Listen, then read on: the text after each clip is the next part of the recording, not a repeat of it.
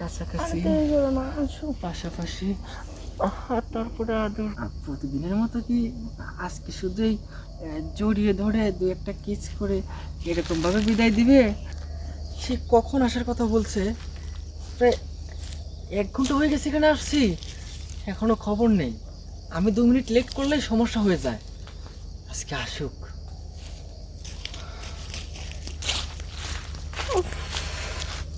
তাড়াতাড়ি তুমি।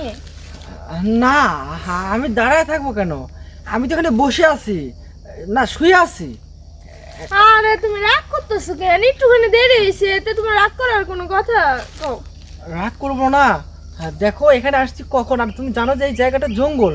আর এখানে দাঁড়িয়ে রয়েছে এভাবে একটা ছেলে, হ্যান্ডসাম ছেলে দাঁড়িয়ে থাকলে যে কোনো লোকজন দেখলে যে কোনো কথা বলতে পারে, যে কোনো আরে প্রশ্ন করতে পারে। জঙ্গলে তো মঙ্গল, এই কারণে তো হেনে আই সামনে দেখা করি, এটা কি বুঝে না?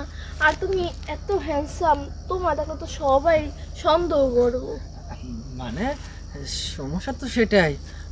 কারণ এই কিছুক্ষণ আগেই না, মানে এই সামনে দিয়ে 3টা মেয়ে গেল, আমার দিকে না কেমন জানি অন্য নজরে তাকিয়েছিল। আমি তো ভাবছিলাম আমাকে যদি কিছু বলে, মানে বলছি। ওই যে একটু প্রশংসা করছি আর এমনি মাথায় উঠে গেছে গা। না, না। হ্যাঁ, মাইয়ারা দেখে ওর দিকে চেয়ে থাকে। আসলে তুমি শুধু শুধু ভুল বুঝছো। মানে ওরা শুধু আমার মানে একটু প্রশংসা করছে আর কি। এই দেখ না, ছেলেটা কি হ্যান্ডসাম। বাদ দাও তো, সে কথা বাদ দাও।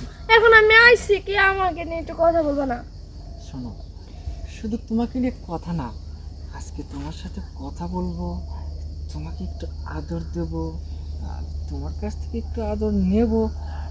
আর তাছাড়া তো জানো আমি একটা চাকরির ইন্টারভিউ দিতে ঢাকায় যাচ্ছি।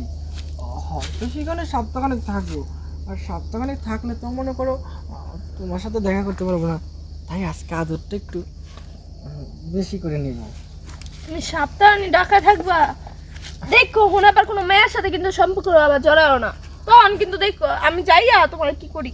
ওই যে জুনিয়র সাকিব আছে না, আচ্ছা ঠিক ওর আছে, মতন করে ফেলবো। আর বলতে হবে না। শোনো, আমি ঢাকা যাই আর না হয় মঙ্গল গ্রহে যাই, হ্যাঁ, কিন্তু আমি তোমার আছি, তোমারই থাকবো। কিন্তু আমি যাই কিছু করছি দেখো, এই যে চাকরির জন্য যাচ্ছি, এটা তো তোমাকে ভালোবেসেই যাচ্ছি, যাতে বিয়ের পর তোমাকে নিয়ে আমি আরাম আয়েসে থাকতে পারি আর তোমাকে রাজরানীর মতো রাখতে পারি। আচ্ছা, এখন এত কথা বলে লাভ নেই, বুঝই তো জঙ্গল, মানুষের কি না কি ভাববে। চলো তুমি যেটা বলছো সেটা একটা তাই কাজ করি, করছি। চলো ওখানে বসি। ওইখানে বসে, হ্যাঁ চলো চলো, আচ্ছা ঠিক আসো আছে। দেরি করো না। লক্ষ্মী সোনা,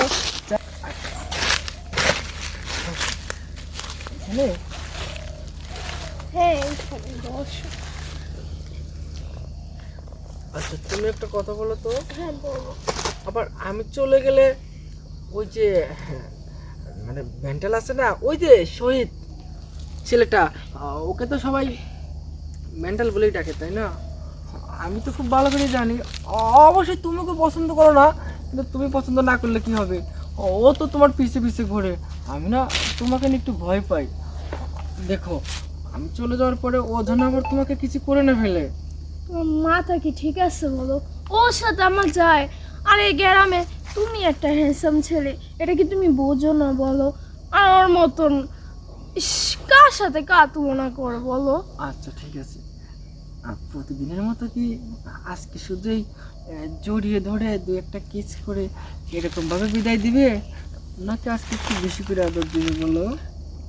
আজকে তোমার এমন আদর দেবো যে আদরে এমন হইতে পারে তুমি ইন্টারভিউ দিতেই পারবা না, তুমি যেতেই চাবে না, আমার কাছে থাকবে।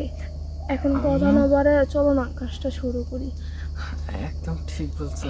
দেখো আমিও সেটাই চাই, যে তুমি আমাকে এমন কিছু আদর করে দাও যাতে আমি টাকা 1 সপ্তাহ কেন 1 বছর থাকলেও যেন তোমাকে ভুলতে না পারি। আমি তো সেই কথাই বলতেছি। আসো। এই দাঁড়া, একটা এখানে রেখে দিই, রেখে দিয়ে আচ্ছা হ্যাঁ বলো। তোমাকে এই ওই যে, দেখো, হ্যাঁ এই কিছু না।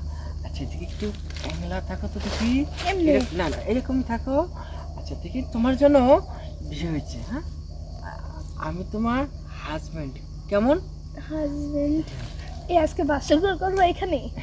না না, মানে এমনি দেখছি, দেখো তুমি বাসর করে এরকম একটা ঘন্টাতে থাকবে, আমি আস্তে করে তোমার ঘন্টাটা তুলবো, তুমি এরকম ভাবে লাজুক ভাবে তাকাবে, মাথাটা একটু নিচে করে রাখবে, আমি এভাবে মাথাটা তুলবো, আর তুমি মুখটা একটু লাজুক হয়ে ওইদিকে ঘোরাবে, আর তখন আমি তোমাকে তুমি এই কথা বলতেছো আমার জানি কেমন লাগতেছে।